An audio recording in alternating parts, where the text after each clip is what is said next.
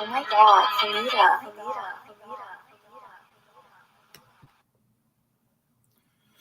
Hello, welcome to another edition of the Willie Bragg Show. I am your humble host, Willie Bragg, and I want to discuss what happened today. And I never thought it was going to happen in my lifetime, but apparently Roe versus Wade is finally done. It's overturned as of, I guess, earlier today, late this morning, earlier this afternoon. Roe versus Wade, which was the law of the land for basically 49 years, almost 50 years, is now no longer the law of the land. It is officially overturned. And the pro-choice, pro-reproductive rights people are very, very sad, and the pro-life people are extremely delighted. And there are ramifications, basically, I would say, for everybody across the board, believe it or not, with this decision.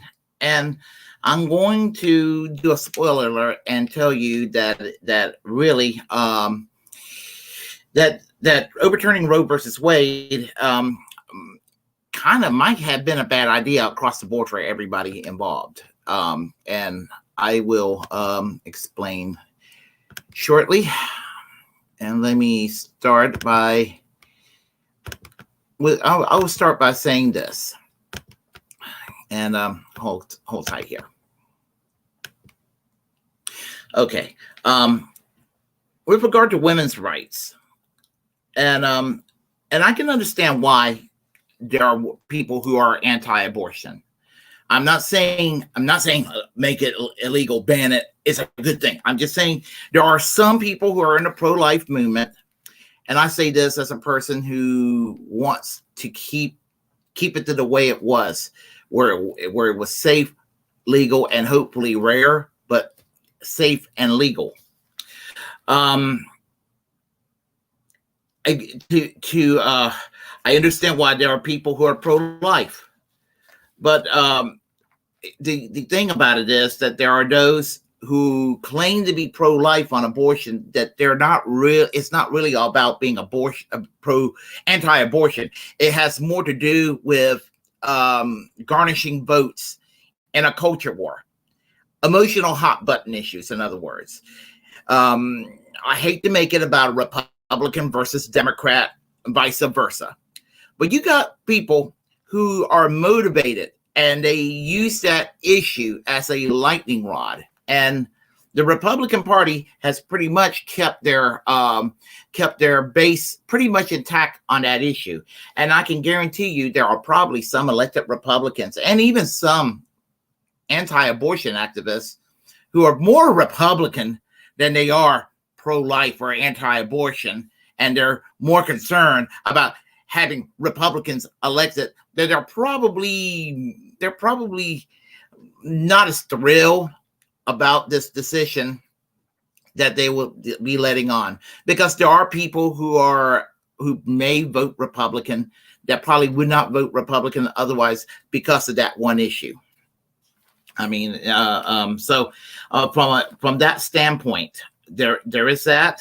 So and really with these people that use this issue as a lightning rod, it's basically just to further the culture war nonsense.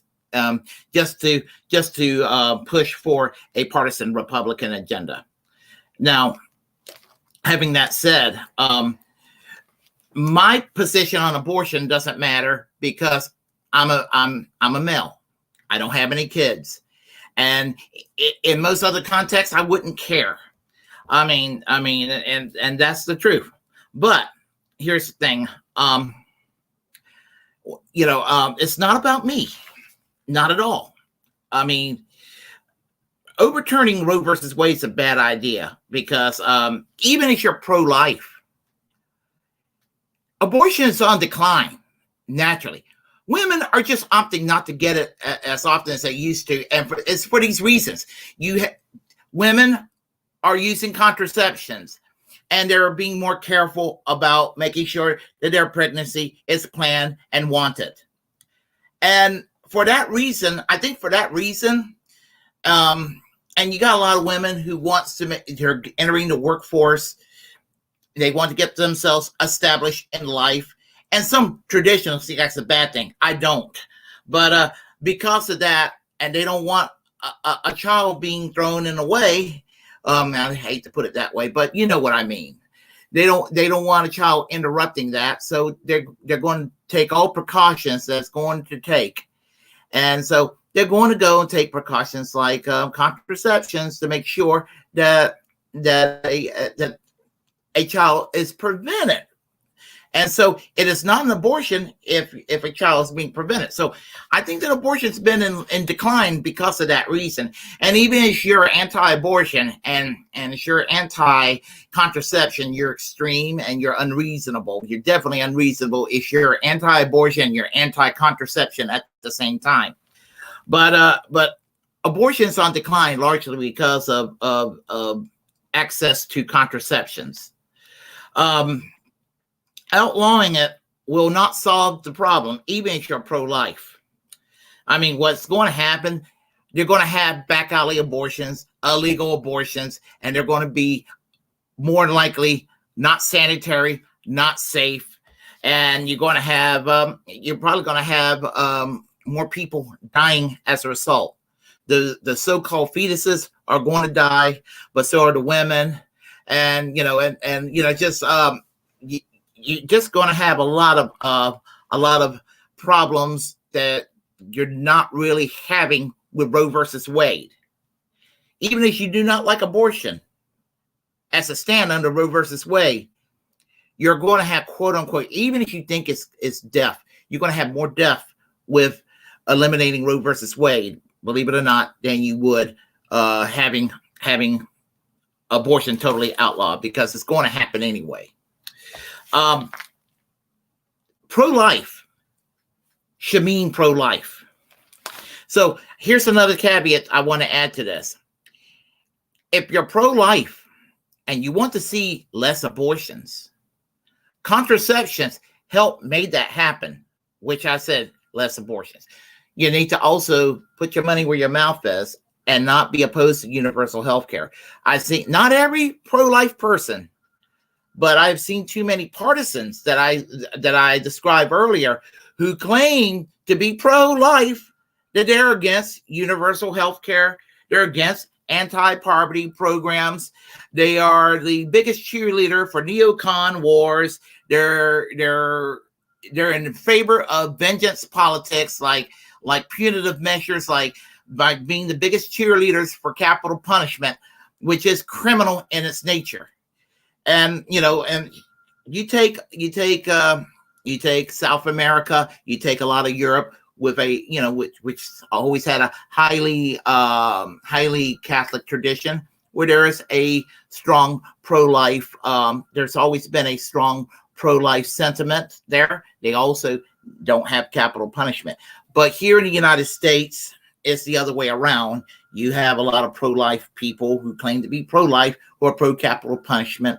And of course, that's just how it is. But the culture war is also a distraction in itself, because right now, not only are the Republicans are kind of sad, but maybe in a weird way, the Democrats have an earshot, or the best shot you can imagine, of keeping their majority in Congress. I still think the Democrats are going to lose both houses. However, I think that the bloodbath that they may still be getting, their bloodbath might be less severe as a result. And so basically, I think that what's going to happen is that essentially is that the Democrats may actually gain from this, because you're going to have some people who vote Republican because abortion is their number one issue, that abortion is no longer the issue. They may actually go back to voting for the Democrats. So there is that caveat. But also, when it comes right down to it, I mean, what's bad for the Democrats is that they were kind of headed toward a direction where elected Democrats were kind of forced to talk about unions, even though they weren't talking about it as much as I like for them to talk about it. They were kind of being forced to talk about minimum wage increase, even though they didn't really want to do anything about it. But and kind of forced to talk about that pesky issue of Medicare for all, or the public option. For them, it's like, ugh, get that shit away from me. And they want that away from them. This is Nancy Pelosi, Hillary Clinton. They're happy that Roe versus Wade has been overturned. I can guarantee you they're happy. And I can almost guarantee you that your Marjorie Taylor Greens and your Lauren Boeberts are probably kind of saddened, because there's a wedge issue, one wedge issue less that they can prosper and be divisive on. This is great fundraising for the Democrats. And until today, it was great fundraising for Republicans. So, and the thing about it is that abortion is a fucking distraction.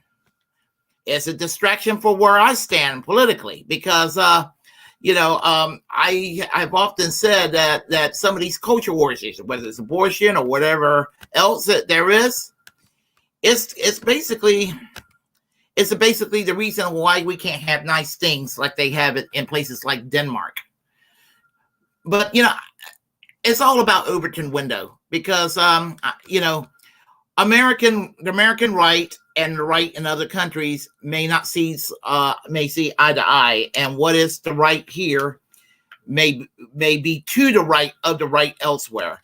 And case in point is the current Prime Minister of Great Britain, Boris Johnson, who is actually in many ways to the left of President Joe Biden.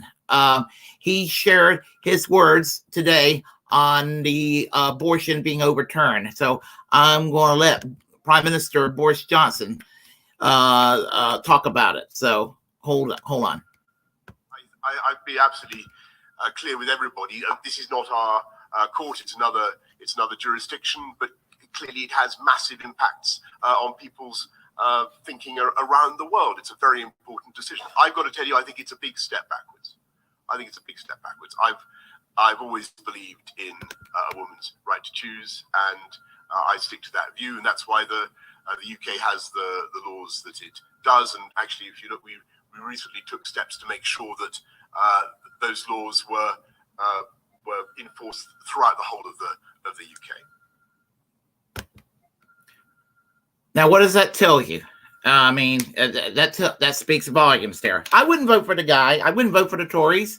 but the Tories are better than the Democrats here. What does that tell you? What does that tell you about American politics? Where a British Tory is more passionate about this than fucking President Joe Biden on this issue. So there is that. And for all the right-wing people who loved Boris Johnson, how does it feel knowing that he praised the NHS a couple of years ago for saving his life? When you all hate the NHS in the UK, you have a conservative saying, hey, NHS is wonderful. And then there's Boris Johnson, who defended a woman's right to choose. And then you have Margaret Thatcher, who also defended the NHS. Worst prime minister of Great Britain, it was more progressive on healthcare than Bill Clinton, Barack Obama, and Joe Biden at their most woke. That tells you what's fucked up about this country in that regard. We're fucked as a country. We are fucking as a country in that regard. And we're fucked as a country when it took Hillary Clinton to 2015 to say, well, I guess I support same-sex marriage. Whereas even Margaret Thatcher voted to legalize homosexuality as a member of the parliament in 1967 as an MP. I'm not praising Margaret Thatcher, but I'm just saying the Overton window is that drastic between the UK and the US. That's all I'm saying in that regard. I mean, so I'm just basically making these clarifications here to point out the difference between our society and other societies and why we can't progress and why other societies can. So if you like what you heard, press like and comment any ways you disagree. Share this content or any content I have on this channel. As a First Amendment absolutist, it's my duty to inform you to create your own platform and utilize it. And because we are, in fact, the muckrakers of our time, subscribe and hit that notification bell. And remember that these words, and once again, I will see you all later. I will conclude by saying music. Music.